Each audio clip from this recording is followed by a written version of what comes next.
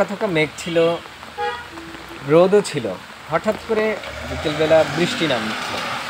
আর এই বৃষ্টির সময়টা একটু ভালোই লাগছে। রাস্তা দিয়ে হাঁটছি, গাড়ি চলে যাচ্ছে, গাড়ি আবার ভিজিয়ে দিয়ে যাচ্ছে। মানুষের চলাচল এই সময়টাতে বেশি থাকে, কারণ বিকেল টাইম ঘুরতে বের হয়।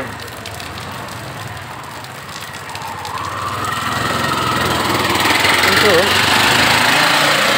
বৃষ্টি বাসায় বসে অনুভব করাটাই ভালো লাগা। রাস্তায় নামলে ভিজে যাওয়া, যখন অফিসগামী মানুষ বের হয়, আমি অফিস থেকে ফিরছিলাম, হঠাৎ করে বৃষ্টি, গাড়িতে নামলাম, গাড়ি থেকে নামার পরে ভিজে গেছি, তারপরেও চলছি, বাসার উদ্দেশ্যে যাচ্ছি। রাস্তায় মানুষজন ভিজে হাঁটছে,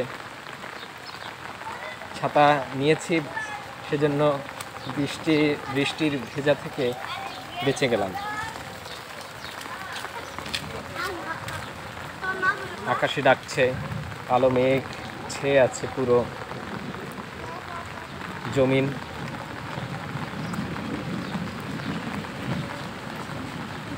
এই সময়টাতে কিছুটা সবাইকে সাবধান থাকতে হবে, কেন সাবধানতা বিপদ থেকে রক্ষা করে। আকাশে বিজলি চমকায়, বিজলি চমকানোর কিছুক্ষণ পরেই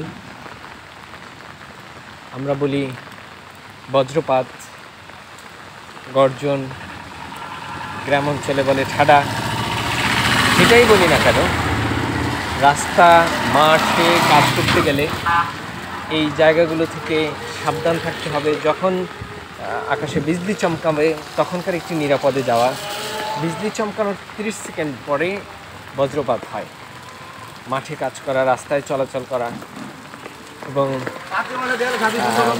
লোহা জাতীয় কোনো দ্রব্য ব্যবহার না করা, মাঠে গেলে স্যান্ডেল না পরা, যদি নিচু জায়গায়, উঁচু কোনো গাছের নিচে না বসা, পারলে মাটির এই বজ্রপাতের সময় মাটির সাথে শুয়ে থাকা।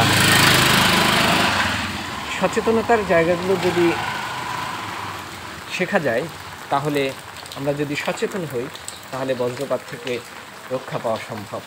আর এই বৃষ্টির সময়টাও অনুভব করাও আর উপলব্ধির মধ্যে দিয়ে একটি চমৎকার মুহূর্ত কাটানো সম্ভব এই বর্ষা মৌসুম। তাই আমরা সতর্ক থাকি, নিরাপদে থাকি, ভালো থাকবেন।